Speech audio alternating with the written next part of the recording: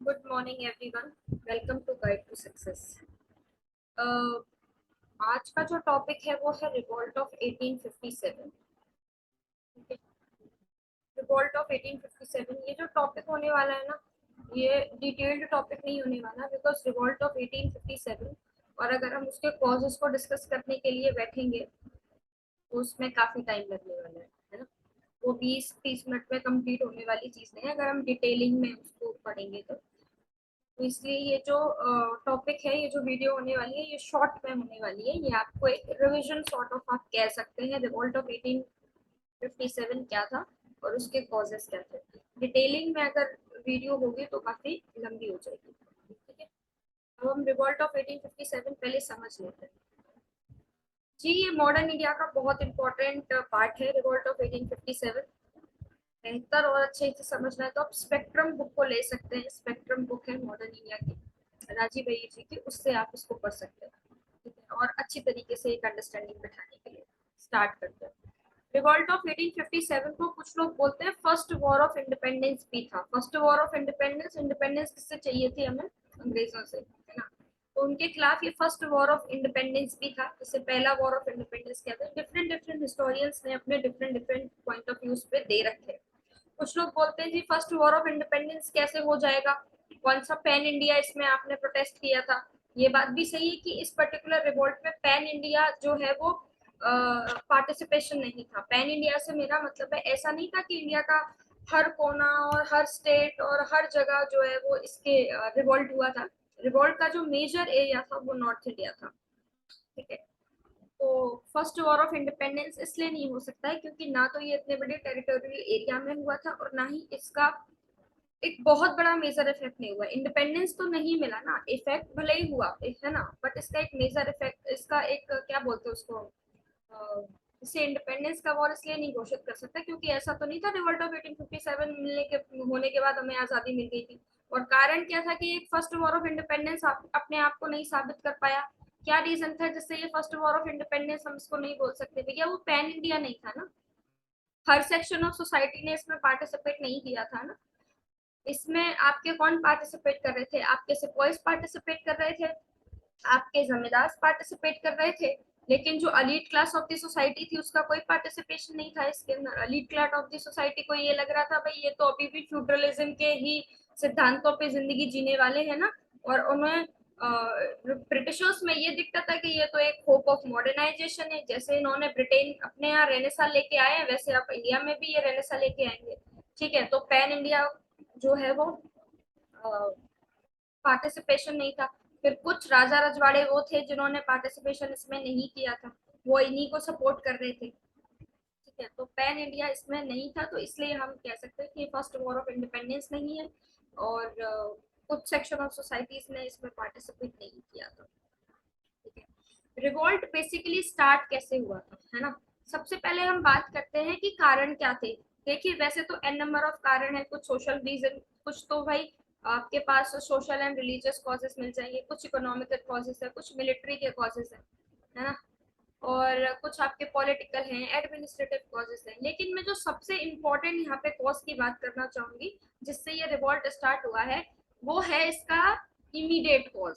Immediate cause, इसको military cause भी बोल सकते हैं बट मैं इसे इमीडिएट कॉज बोल रही हूँ। यहाँ आप देख सकते हैं ये है इमीडिएट कॉज। ठीक है, इमीडिएट कॉज कैसे है? एक रूमर स्टार्ट हुआ, कैसा कि भाई जो नया गन आया है, एनफाइल्ड राइफल करके जो गन आया है उसमें जो ग्रीस है, रैपिंग पेपर में जो ग्रीस लगाया जा रहा है उसमें काओ का फैट है और पिग का फैट है। काओ का फैट है और पिग का फैट से क्या मतलब है? देखिए, एक रैपिंग पेपर के लिए ग्रीस लगाया जा रहा है। अब जब उस कार्टिलेज को गन में लोड करना है ना तो उस कार्टिलेज को बाइट करना पड़ेगा मुंह से। ठीक है, अब जब उसे मुंह से बाइट करना पड़ेंगे तो भाई हमारा धर्म खराब होगा। क्यों? क्योंकि उस पे काव के फैट की बात हो रही है और पिग के फैट की बात हो रही है। मिलिट्री में ज्यादातर हिंदूज थे इनकी मिलिट्रीज में, हिंदू हमारे जो हिंदूज होते थे उनकी मिलिट्री में पार्टिसिपेशन होता था उनका। तो हिंदूज के लिए काव क्या है? सेक्रेट है। हमारे लिए कहते हैं ना गाय माता है और हम पूजा भी करते हैं उनकी। तो ठीक है, तो इस हिसाब से हमारे लिए गाय सेक्रेट होगी। तो वो तो हमारे लिए एक पाप वाली चीज हो गई कि नहीं ये हम नहीं कर सकते, अगेंस्ट है हमारे रिलीजन के। मुस्लिम के लिए पिग क्या है? पिग को एक टैबू मानते हैं मुस्लिम। मुस्लिम क्या मानते हैं पिग को? फिर क्या है मुस्लिम के लिए एक टैबू है। तो ये एक जो अफवाह थी, और एक और अफवाह थी कि जो फ्लावर था, जो गेहूं का आटा था, उसमें बोन डस्ट मिलाई जाती है। ये दो इमीडिएट रीजंस हैं जिसकी वजह से रिवॉल्ट ऑफ 1857 हुआ। गाइस मेरी बात तो उस पे ध्यान देना, वर्डिंग पे। I am talking about immediate reason क्या थे। रीजन सिर्फ यही नहीं है, रीजन और भी हैं, but what is the immediate reason? Enfield rifle के जो नए कार्टिलेज थे वो एक रीजन थी, नई नई राइफल थी और उसके कार्टिलेज नए थे, तो वो एक रीजन थी कि हमें बाइट करना है उसको, जिसमें इसके रैपिंग पेपर पे ग्रीस लगा हुआ है, किसका? काव के फैट का, और दैट पिग फैट। तो ये एक रीजन था। दूसरा बोन डस्ट एक रीजन था कि बोन डस्ट को मिक्स किया जाता है किसमें? आटे में, है ना, फ्लोर में। रीजन हो गया ये जी। अब हम आगे बात करते हैं। म्यूटनी जो थी स्टार्ट, बेसिकली हम इसे मेरठ से मानते हैं, है ना। मेरठ से कुछ लोगों ने ग्रुप बनाया और वो सीधे जाके बहादुर शाह जफर के पास पहुंच गए। क्यों पहुंच गए? क्योंकि अब लीडरशिप हो रही है, रिवॉल्ट हो रहा है, तो रिवॉल्ट के लिए कोई लीडरशिप तो चाहिए, हम किसी के कोई सिंबलाइज हेड तो चाहिए। तो सिंबलाइज हेड कौन था? बहादुर शाह जफर। कौन थे? बहादुर शाह जफर इसके सिंबलाइज हेड थे। रीजन क्या रहे होंगे? ऐसा नहीं है कि रिवॉल्ट ऑफ 1857 से पहले कोई रिवॉल्ट हुआ ही नहीं था, है ना, या इससे पहले कोई अपराइजिंग नहीं हो रही थी, या कोई सिविल, या कोई प्लीजिंग, या आप कह सकते हैं या ट्राइबल अपराइजिंग। काफी सारी ट्राइबल अपराइजिंग है जो रिवॉल्ट ऑफ 1857 से पहले ब्रिटिश के रूल के अगेंस्ट हुई है। काफी सारे आपके कह सकते हैं प्लीजेंट अपराइजिंग भी है जो इससे पहले हुई है, बट इतने बड़े स्केल पे नहीं हुई थी जितने बड़े स्केल पे रिवॉल्ट ऑफ 1857 हुआ था।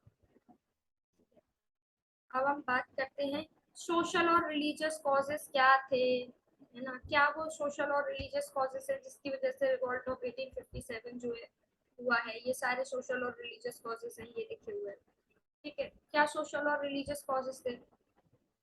सबसे पहले हम बात करते हैं सोशल कॉजेस की। देखिए हम जानते हैं कि हमारे यहाँ सती प्रथा थी, ठीक। राजा राम मोहन रॉय ने काफी बड़ी फाइट लड़ी थी इसे हटाने के लिए, तो सती प्रथा थी। तो इन्होंने क्या किया, ब्रिटिशर्स ने अबॉलिश किया सती को। हिंदू विडो मैरिज एक्ट लेके आए, सती को अबॉलिश किया, चाइल्ड मैरिज को खत्म किया, काफी सारी चीजें थी इन्होंने इस पे खत्म किया। इवन इन्फेंट्री, जो इन्फेंट चाइल्ड होता है उसे मार देते थे, उसकी जो उसके अगेंस्ट इन्होंने एक रेगुलेशन ये लेके आए। ये वो सारी चीज थी जो इन्होंने खत्म की। ऑल्दो इन्होंने ये सब इंटेंशनली नहीं किया था कि हम तो बहुत महान है, देश को बहुत महान बनाने वाले हैं, तुम्हारे देश में से, तुम्हारे कल्चर में से हम ये सारी बुराइयां हटाने वाले हैं। बट अपने एडमिनिस्ट्रेशन को बेटर बनाने के लिए और अपने एडमिनिस्ट्रेशन को बेटर बनाने के साथ साथ अपना कंट्रोल करने के लिए हम लोगों पे इन्होंने वो चीजें अनइंटेंशनली की, बट फॉर्चुनेटली वो हमारे लिए बहुत अच्छी थी। बट कहीं ना कहीं जो यहाँ के लोकल लोग थे, अब देखिए आप ईयर देख सकते हैं, हम 1856 की बात कर रहे हैं। आज भी अगर हम कुछ ऐसी बातें करते हैं जो थोड़ी सी रेशनल होती हैं घर पे इन रिस्पेक्ट ऑफ रिलीजन, तो हमें उस पर भी सुनने को मिल जाता है। उस पर भी हमें कभी कभी मम्मी अपनी दादी उनसे डांट खाने को मिलती है कि अरे आपको कुछ नहीं पता है ऐसे ऐसे। तो ये तो हम तब की बात कर रहे हैं ना। तो सोचो तब जो इंडियन सोसाइटी थी, तब जो हिंदुइज्म में माइंड सेट था लोगों का, वो इतना लिबरल बिल्कुल भी नहीं हो सकता है कि वो इन सब चीजों को जो है वो एक्सेप्ट कर लें कि हाँ अबॉयलेशन ऑफ सती है, हिंदूज में जो विडोज हैं उनकी रिमैरिज होगी। ऐसा वो बिल्कुल भी उस चीज को एक्सेप्ट नहीं करने वाले थे। तो उन्हें क्या लगा कि ये जो ब्रिटिशर्स हैं ये क्या कर रहे हैं, लगा क्या हो भी रहा था कि वो हमारे रिलीजन में, हमारे सोशल सर्कल में, हमारे सोशल, हमारे जो रिचुअल्स हैं उनके अंदर आ रहे हैं और उनमें डिस्टर्बेंस क्रिएट कर रहे हैं। तो वो एक चीज थी कि इन्हें ऐसा लग रहा है कि भाई ये जो है गलत है, ये हमारे साथ गलत कर रहे हैं, ये हमारे सोशल रिलीजन चीजों के साथ खेल रहे हैं। अच्छा क्रिश्चियन मिशनरीज आ गई थी, क्रिश्चियन मिशनरीज आ गई तो इन्हें वैसे ही डर लगता था कि अब ये हिंदू को मुस्लिम में कन्वर्ट करेंगे। हिंदूज के अंदर एक और फियर होता था कि अगर हमने समुद्र पार कर लिया तो हम क्रिश्चियन बन जाएंगे। तो ऐसी ऐसी काफी सारी चीजें थी जो एक सोशल कॉज है।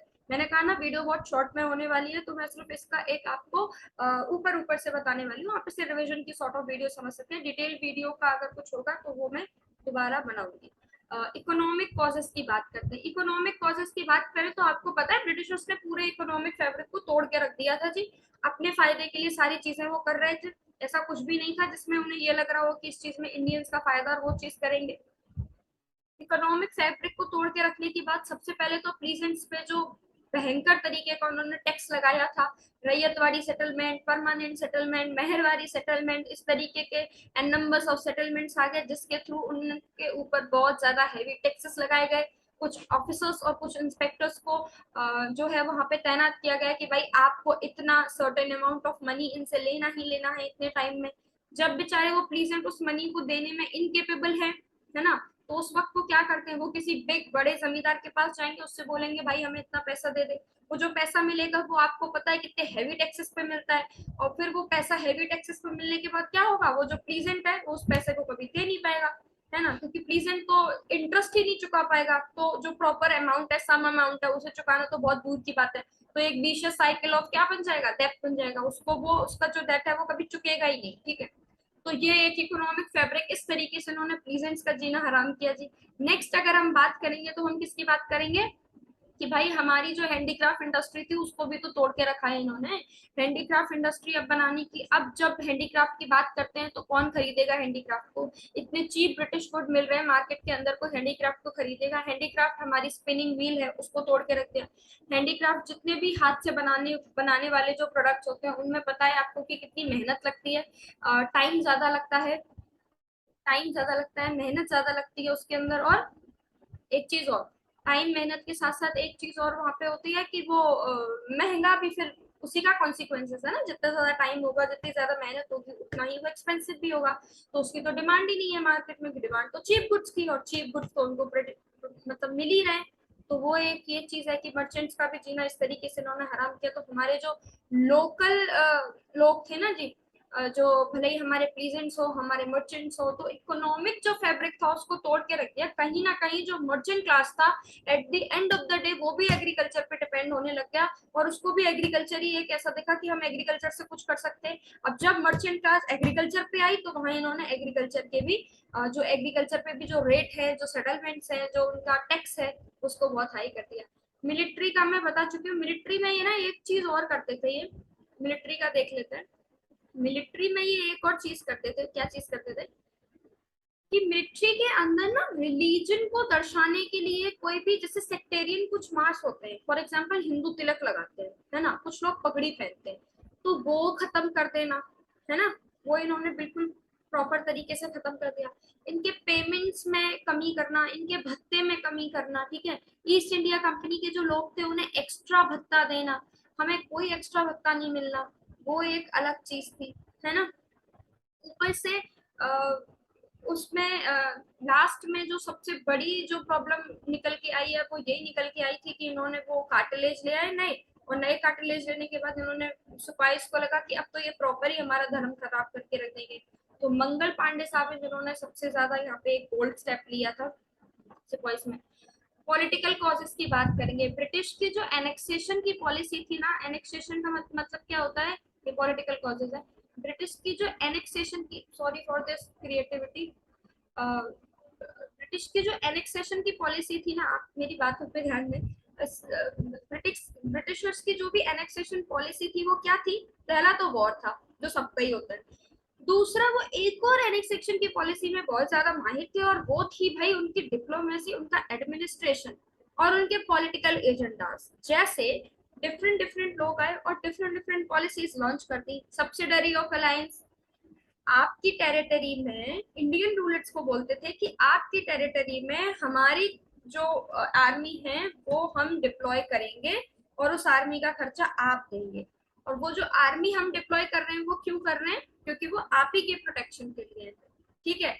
अब इंडियन रूलर्स को उन्हें इतनी सी बात नहीं समझ में आई कि army is the one of the element of sovereignty. अगर हम किसी को अपनी आर्मी, हमारा कोई दूसरा, अगर उसको दूसरा कोई उसकी मेंटेनेंस देख रहा है दूसरे की किसी की कंट्रोल में, तो हमारी तो सोवर्निटी गई ना। वो तो कभी जो हमें प्रोटेक्ट कर रहे हैं वो कभी हमारे अगेंस्ट भी तो वॉर कर सकते हैं। तो सब्सिडरी अलायंस इस तरीके की चीज है ये पॉलिसी, ठीक है। उसके बाद हम बात करेंगे doctrines of lapse.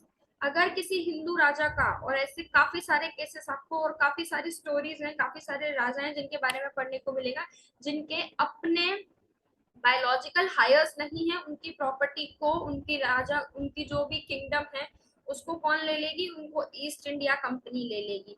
Subsidiary alliance, doctrines of lapse, उसके बाद रिंग फायर पॉलिसी, काफी रिंग फेंस पॉलिसी, सॉरी, इस तरीके की काफी सारी ऐसी पॉलिसीज हैं, काफी सारे इनके ऐसे एजेंडाज थे, काफी सारी इनकी एडमिनिस्ट्रेशन ट्रिक्स थी, जिनके थ्रू ये इस तरीके से हमारी, क्या बोलते हैं उसको, हमारे जो राजा हैं उनसे उन्हीं की टेरिटरी को ये ले लिया करते थे, है ना। क्योंकि सब्सिडरी अलायंस में क्या होता था, सब्सिडरी अलायंस का ना स्टेप बाय स्टेप जो है वो ग्रोथ हुआ है। तो पहले तो सिर्फ सब्सिडरी अलायंस में ये था कि भाई हम आपकी फोर्स, अपनी फोर्सेस को आपके एरिया में डिप्लॉय करेंगे और आप उसका इतना सर्टेन अमाउंट हमें दे देना। एक टाइम इसका इतना ज्यादा इफेक्ट आया सब्सिडरी अलायंस का, इसकी ये वाली स्टेज आ गई, जो लास्ट इसकी स्टेज थी वो ये थी कि या तो आप हमें उतना पेमेंट करो जितना हम आपसे मांग रहे हैं, और पेमेंट काफी ज्यादा होता था, नहीं है तो हम आपकी टेरिटरी को ले लेंगे।